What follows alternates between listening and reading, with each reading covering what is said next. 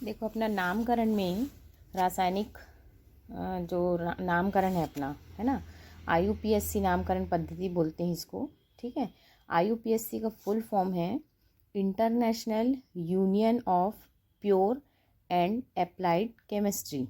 ठीक है, IUPAC का फुल फॉर्म है international union of pure and applied chemistry. ठीक है, मतलब एक अंतर्राष्ट्रीय संघ है जो कि जितना भी अपना रसायन है, जितना भी अपना रासायनिक नाम है, वो सब इसी संस्था के द्वारा रखा जाता है। ठीक है, ये एक बहुत बड़ा अंतर्राष्ट्रीय संघ है।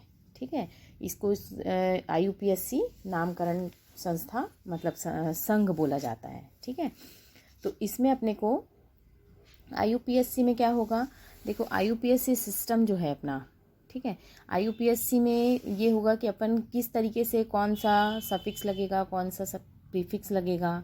ठीक है, उस हिसाब से अपने को जैसे मेथेन है ना, CH4 को मेथेन बोलते हैं, C2H4 को एथिलीन बोलते हैं, C2H2 को एसिटिलीन बोलते हैं।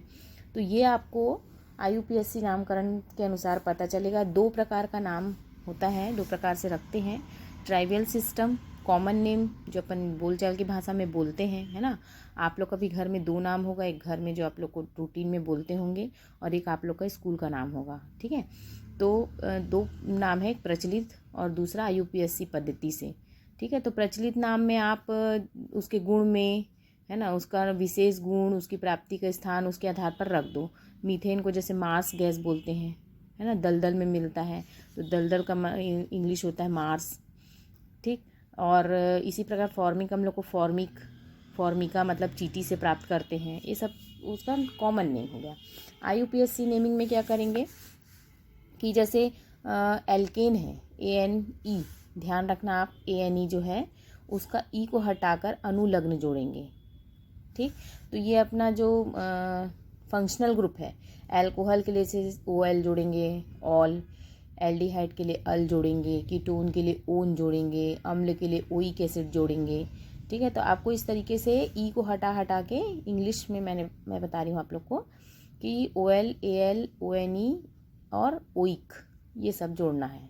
ठीक, तो अभी मैं आगे बताऊंगी। पहले तो आप सिंपल जो नाम लिखना है, जो तरीका है, सबसे पहले एल्केन का, उसका बहुत सारा नियम दिया है। ठीक, ये सब में लागू होगा। पहला है सर्वाधिक लंबी कार्बन श्रृंखला का चयन करो, selection of the longest carbon chain. सबसे पहले ये देखना है कि सबसे लंबी श्रृंखला किधर से बन रहा है। ठीक, तो ये जो है जैसे एल्केन का अपन पढ़ेंगे। ठीक है, तो मैं डायरेक्ट आप लोग को इसी में बताती हूँ, एल्केन वाले में। ठीक, जैसे एल्केन का नामकरण है। ठीक है, एल्केन को हाइड्रोकार्बन कहलाता है। एल्केन कार्बन कार्बन में एकल बंध होता है, उस हाइड्रोकार्बन को अपन संतृप्त हाइड्रोकार्बन कहते हैं। ठीक है, अब संतृप्त हाइड्रोकार्बन हो गया और दूसरा हो गया असंतृप्त। असंतृप्त में आपका डबल बॉन्ड और ट्रिपल बॉन्ड आएगा। दो प्रकार का होता है हाइड्रोकार्बन, एक संतृप्त और दूसरा असंतृप्त। संतृप्त में आपका सिंगल बॉन्ड आएगा, कार्बन कार्बन एकल बंध, और असंतृप्त में आपका कार्बन कार्बन द्विबंध और त्रिबंध दोनों आएगा। ठीक, अब देखो नाम कैसे लिखना है। सबसे पहले सभी एल्केन के नाम के अंत में अनुलग्न ANE लगाना है। एथेन, मीथेन, प्रोपेन, देखो यहाँ पर पूरा टेबल दिया हुआ है, आप इसको अच्छे से पढ़ लोगे। Methane, ethane, propane, butane, pentane, hexane, heptane, octane, nonane, decane. ठीक है, तो मेथ, एथ, प्रोप, ब्यूट, ये आपको ध्यान में रखना है कि मेथ मतलब एक कार्बन, एथ मतलब दो कार्बन, प्रोप मतलब तीन कार्बन, ब्यूट चार, पेंट पाँच, 6 के लिए हेक्स, 7 के लिए हेप्ट, 8 के लिए ऑक्ट, 9 के लिए नोन और 10 के लिए डैक। ये आप लोग को पहले प्रीफिक्स ध्यान में रखना पड़ेगा, इस ये वाला। बाद में तो आपको सफिक्स पीछे लगाते जाना है, डबल सिंगल ट्रिपल, ये सब बॉन्ड को देखते हुए।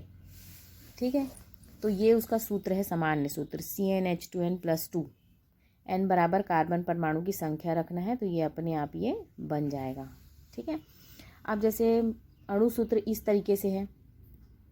ठीक है, कि C3H8 है, इसी को अपन ऐसे भी लिख सकते हैं, CH3 CH2 CH3, 1 2 3 carbon, 3 2 5 3 8 hydrogen, तो C3H8 ये बन जाएगा। इसका ग्राफिक सूत्र यही बनेगा CH3 CH2 CH3। ठीक है, ये ग्राफिक हो गया।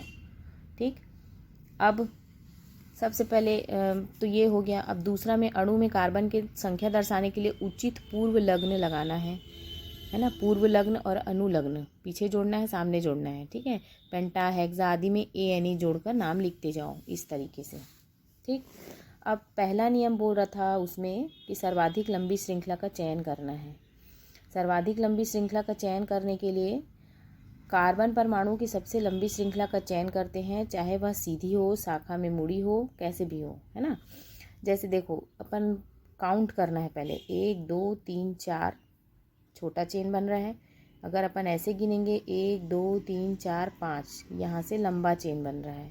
ठीक है, तो ऐसे जाके ऐसे शाखा युक्त करना ठीक रहेगा, क्योंकि इसमें लंबी चेन बन रही है, अपने को ज़्यादा संख्या मिल रहा है।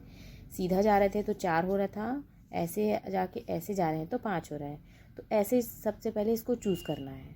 ठीक है, फिर जैसे ये हुआ ऐसा, है ना। आप काउंटिंग करोगे 1 2 3 4 5 6 हो रहा है। अगर ऐसा काउंटिंग करोगे 1 2 3 4 5 6 7 हो रहा है, तो आपको ऐसे जाके ऐसे जाना है या ऐसे जाके ऐसे जाना है। ठीक है, वो बन जाएगा। ठीक, समझ में आया। अब आगे का मैं अगले वीडियो में बता रही हूँ। ठीक है।